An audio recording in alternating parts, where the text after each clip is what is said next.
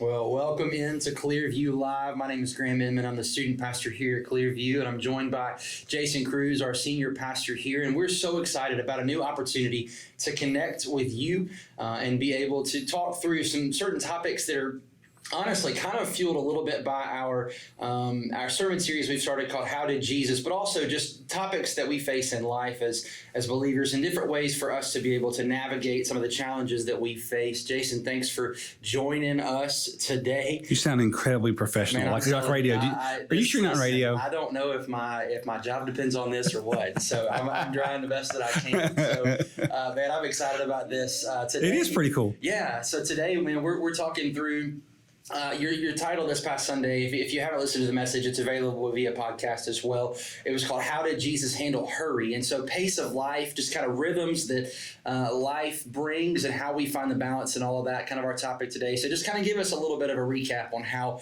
some of that works in your mind. If you want to recap something you've talked about before, how that works, give us a little bit of just kind of your thoughts on that.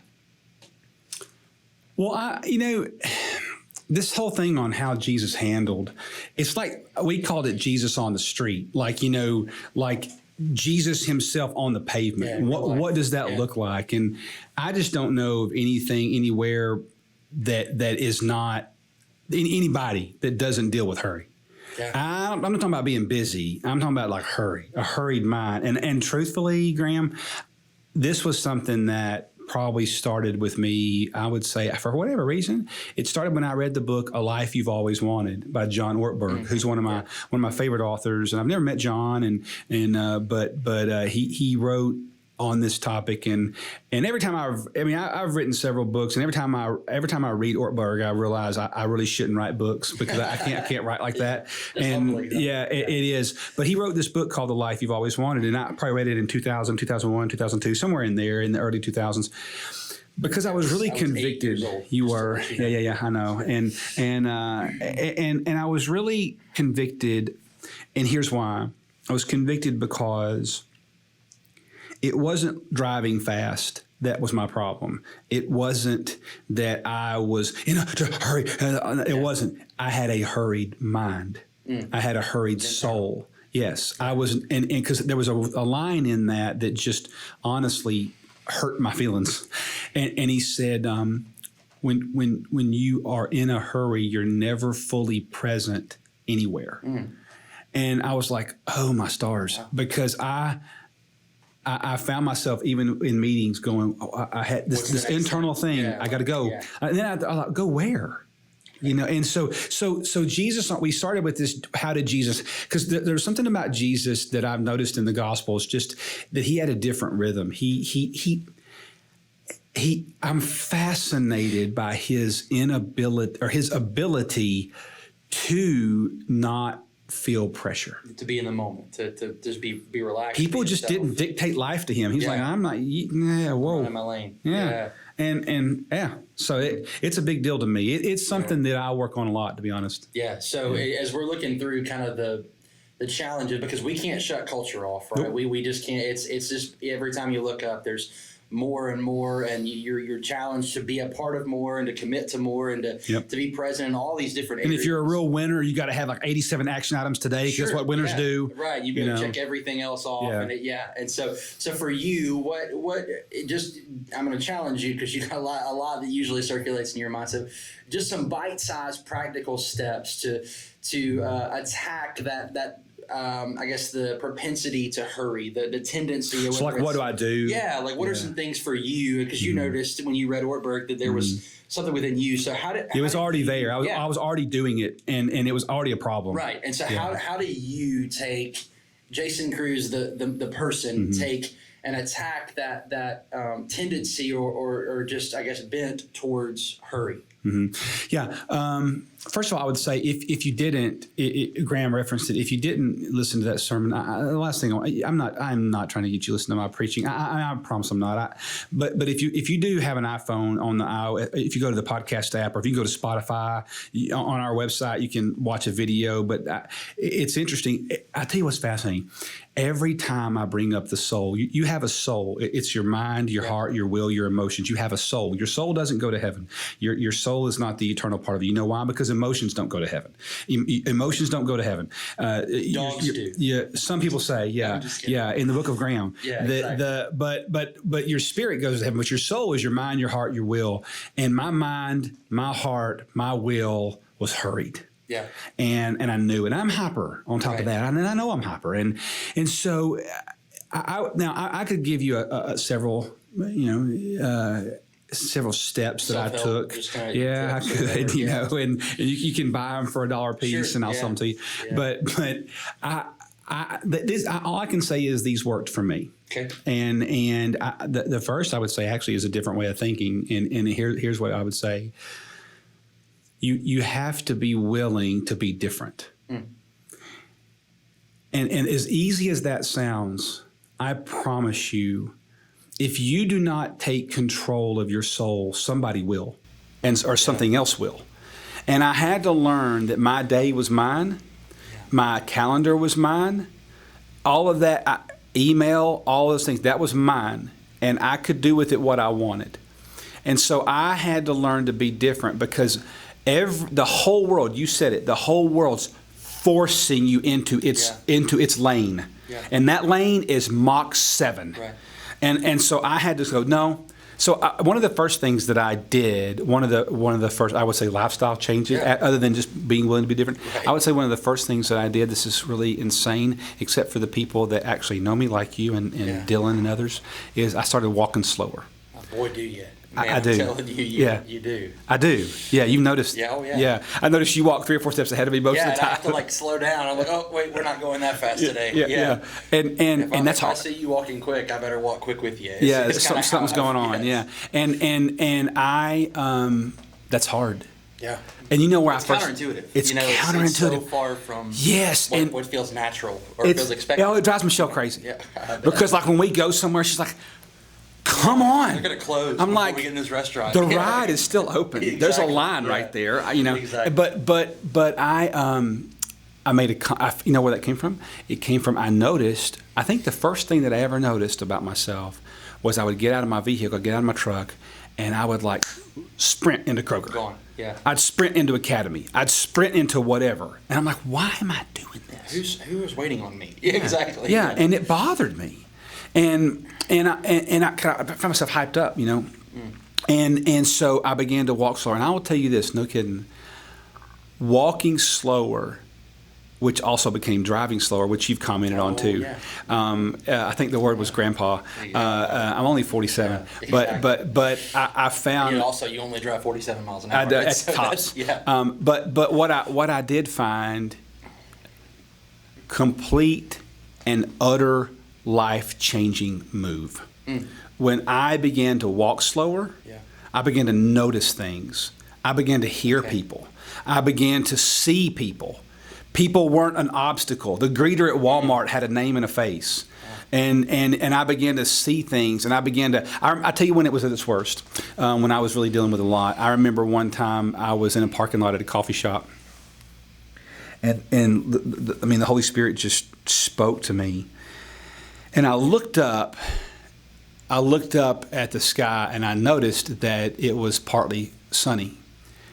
And it dawned on me. I mean, the Lord just spoke into me, and He said, "That's the first time you've looked up in 19 days." It was 19 days. Oh, wow. Now, that wasn't look to heaven. Right. It's the first time you've been so heads down. And this is no lie, and it's a shame to admit, I didn't know if it was raining.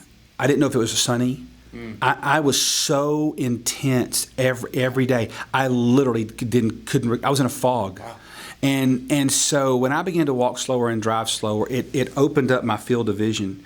Yeah. And I would say another big aspect, a big turning point for me that nobody came and arrested me and put me in jail was this is going to sound interesting, but I turned off all my notifications on my phone. I get no email on my phone. You're allowed to do that. I mean, you did buy it. Apple doesn't force you. You control it. I own my phone. My phone doesn't own me. And so I turned off all sounds. I turned off text notifications. I mean, I still get text messages, but I get no notifications. My email's not connected. I have to go in and look. I get, the only alerts I get on my phone are calendar alerts, and even those don't have sounds. I have no sounds on my phone. I get no notifications on my phone. I certainly get no push notifications on my phone. And that was another thing that unclogged my mind. Because if you do that or something like that, you get to choose when you're going to engage with that, right? Because if I don't, Graham, I'm going to use you as an example. Most people are asking you to solve their problem. Right. I need you now. Yeah. Oh, that's fine. So I did some other things. Like I put blocks of my week called actually, if you went on my calendar right now, you would see X Factor. Mm-hmm. And heard you say that. Yeah, X Factor on my calendar is you call me, Jason, I need help. Okay, today or tomorrow at this, boom. Yeah. I've got time. But I decided, right? And so it allowed me, because there's research coming out, and I'm telling you, it's coming out. I saw it just this week. Harvard Business Law, Business Review. I've seen Forbes, Business Insider, to name 3 off the top of my head. I've seen the last 48 hours of studies that all independently are doing research on the fact that literally notifications. Ding, ding, ding, ding, ding, ding. They're changing the way your brain takes you out of, changing the actual, I have a doctorate, but it's not in the medical world. Changing the cellular structure of how your brain functions. The phone's doing that. But that's not the phone's fault. Yeah. That's my fault. Yeah. So I've even heard you say that, like with our staff meetings sometimes. Like we'll for some of our offsite meetings or long calendar planning or whatever it may be. Collaboration. Like we'll go somewhere and we'll have a landline and we give spouses or significant others that line and we shut everything all the way. You should have seen off. Everybody's face first time I did that. Yeah, I bet. So what we do is we have a standing. Sorry, we have a standard. Yeah, no, we have a standard. We have a standard that when we believe in collaboration on our team, and so we collaborate a lot because you're a smart guy, and I mean that. And Dylan's smart, and Brian's smart, and Jenny's smart, and Tracy Sellers is smart, and on and on. Everybody's got a different range of intelligence for different reasons. Right. And I need that. I need people looking into that. So so when we have a collaboration meeting, too much research indicates you can't get it back when. Let's take 10 people in a room. Between those 10 people or those 5 people, all of them have cousins, aunts, uncles, moms, kids, friends. If we left our notifications on, it's every 2 or 3 seconds. It's every 2 or 3 seconds. So we actually power our phone all the way down. Yeah, all the way down. There's just no. So you asked for 5 things. I'll give you 2 more quick. One, I would say I began probably 10, 12 years ago planning what I call a soul day. And I'm about 80% hitting it. And I will detach and move away for a day locally to just be with God and look out. Not plan, not answer email. I will look on the horizon. And so there's a couple. That's good. Yeah, man, I obviously we're talking more in general terms, but because you gave a talk on this a few days ago, I went back and listened and just pulled a lot of different things. It was super helpful for me, and you mentioned it a minute ago with the notifications and all of the buzzing and different ways that you're pulled in a world that it feels like that's just impossible, right? I know we joked about it, you're allowed to do that, but there are some times where you just feel like, man, my kids are going to call me and I'm going to miss it, or my wife is going to call, or something's going to happen and I'm going to have turned my phone. So in a world that seems like connectivity is a necessity, what tips would you give to at least help alleviate the burden? If you can't remove it all the way, what specifically in that, because that seems to be one of the primary factors is social media, it's cell phone, it's whatever. And so what are some practical steps to alleviating that burden of feeling that way or the angst? Yeah. Oh, it's real. A friend of mine, one time I had lunch with him, and we were having this conversation, and he said, "Man, I know you practice this stuff a lot." And I do, yeah. He said, "Man, my email's killing me." And so I said, "Well, I want to see your phone." And I was looking at his phone. What he didn't know is, as he was talking, I just picked up his phone. It was unlocked, and what he didn't know is I literally went into his settings and I just deleted his email, and I didn't delete the email. I just turned it off. So he still had it. I just disconnected it from his phone, and I handed it back down. And about 5 minutes later, I said, "Well, it's off." He said, "What?" I said, "I turned it off." He panicked, not at me. He's like, "My vice president won't let." I'm like, "So?"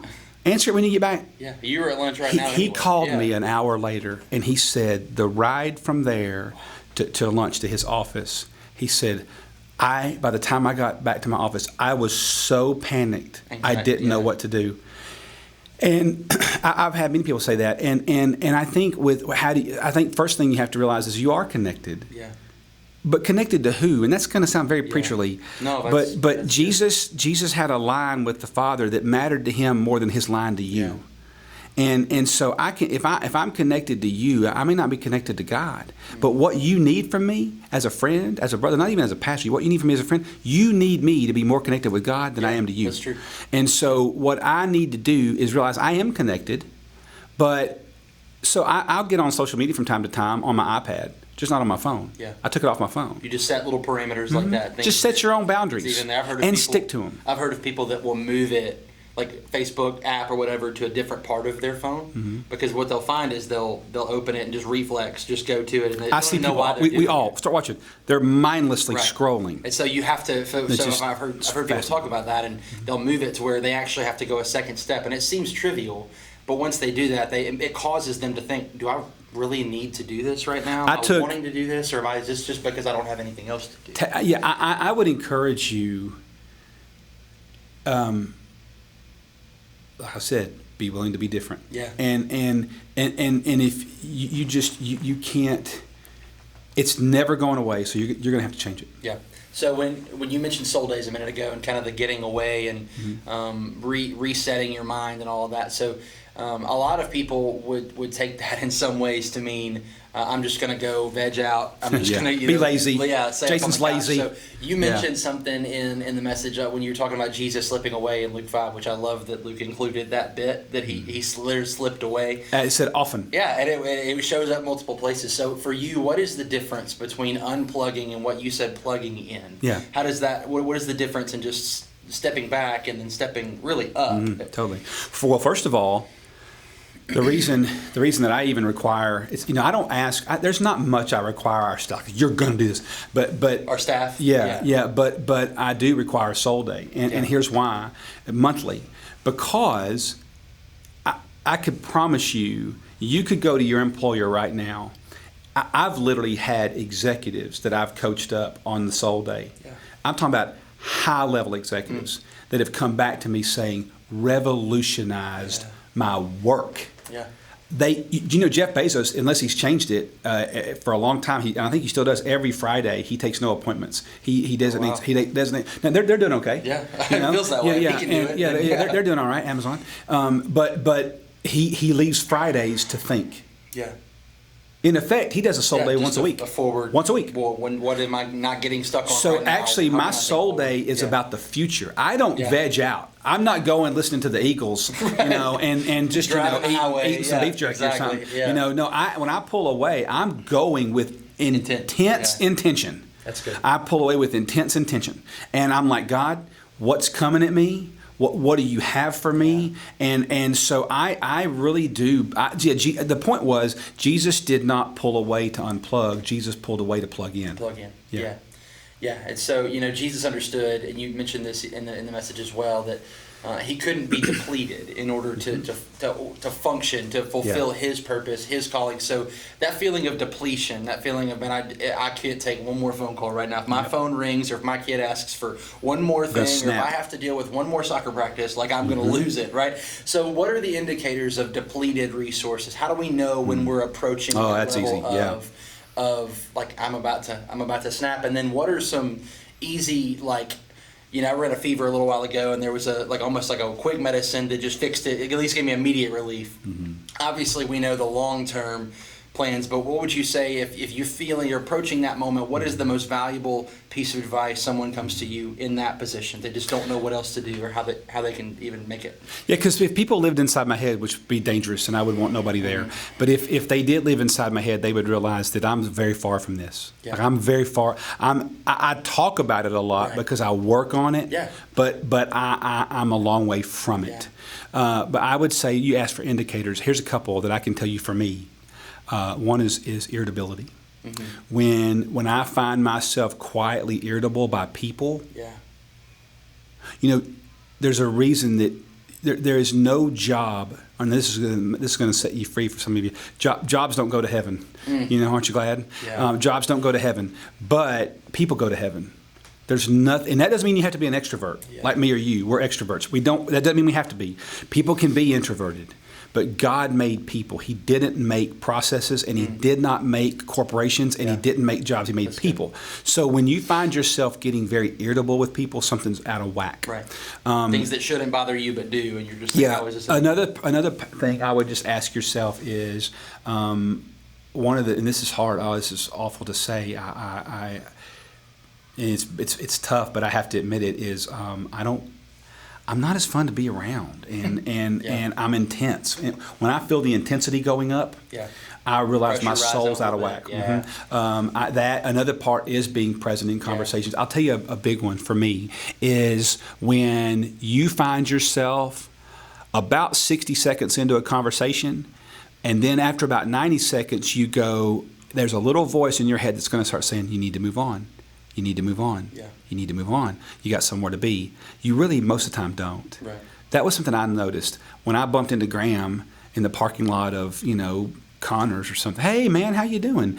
I realized I really didn't have to be anywhere. Right. And I started setting more margin in my calendar. Yeah.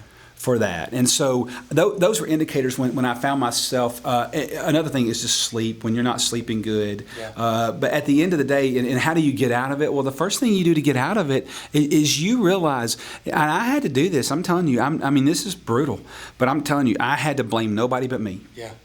It is my fault. Stop blaming the church. Stop blaming people's marital problems. Right. Stop blaming baseball practice. Yeah. This is your life, moron. Own it. Exactly. Own it. Exactly. Shut up and own it. One of the things that I've noticed too about me, and my wife will tell you the same thing, like, people can tell when you're disengaged. 100%. Your mind is 80% of communication is nonverbal. Right. Did you notice that? Exactly. Yeah. 80%. Yeah. Like this right here tells me, like, I don't care. Oh, really? I'm not really interested. Yeah. 80% of communication is nonverbal. Right. Yeah. And so if I'm asked you a question, hey, how's it going? And then I keep moving, or I look over your head to see what else is happening. Basically, what you're saying is my mind is not here. Nope. I'd rather be somewhere else, or I'm looking for something more interesting, right? And that's, you never want people to feel that way, specifically if you're in ministry, but then also just in general. It just makes you a bad friend. Yeah, exactly. And so tying that in, because you kind of came to a certain point in the message, and then obviously our conversation is leading this way too, but we mentioned it a second ago, the way that it's all kind of intertwined and connected within what you're really actually looking for. You're busy because you want to be busy. Mm-hmm.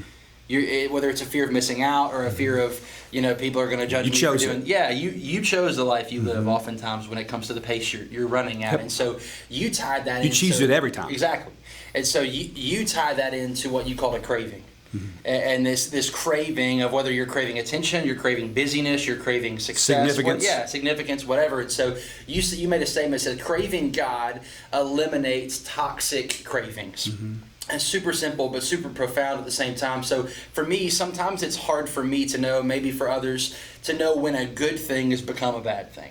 Okay. And what I mean is that when a good thing is the main thing, but not the best thing. You know what I mean? I know a lot about that. Yeah. And so how do you know, what are some indicators? How do you know when a craving has become toxic?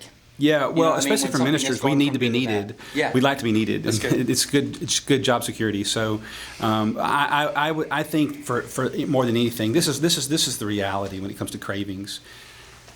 Just realize when you're saying yes to something, or when you're saying no to something, you're saying yes to something else. Yeah. So me saying yes to God, that's okay. It's okay that I'm saying no to somebody else. My economics teacher called it an opportunity cost.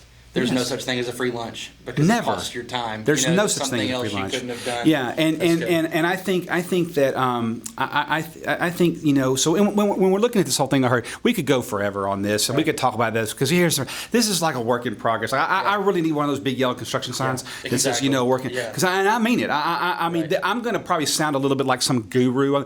You follow me around, you'll know it's not true. Exactly. But I would say to you this as we close this thing out. I would say to you, one, go back and listen to that if you haven't. Two, read Ortberg's book, especially chapter 5, The Life You've Always Wanted. I would say 3, go pick up a copy of his other book called Soul Keeping. Oh, my stars. I've got it in my office It's now. phenomenal. But I would also say just pull back and take an inventory of your life and ask yourself a different question.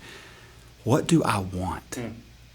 What do I want? That's good. And when I did that, I was able to say, you have to overcome the guilt of saying no. Yeah. Because you're saying yes to something else. Yeah, I'm saying no. Right. But I'm saying yes to something else. Yeah. And that's okay. Choosing the better thing. Totally. That's good. It's totally That's good, okay. man. So helpful. Yeah. So that's all the time we have as far as the questions go. We're wrapping things up. Thank you so much for watching. We will be live again next Thursday at 11:30. Again, if you miss it on Facebook Live, then you're more than welcome to go catch the video later. If you're hearing this via podcast, thanks for listening. So be sure to tune in next Thursday at 11:30. Jason, take us home. Hey, we're going to be handling the next topic is how did Jesus forgive, and that's going to be brutal. That shouldn't be hard at all. Yeah. So these are going to be weekly, and man, hey, share 'em. You know what you could do if this helped you. If it helped you at all, I'll promise you it'll help somebody else. Send it to somebody. Email it, text it out. Hey, just send a link out, man. It'll do wonders.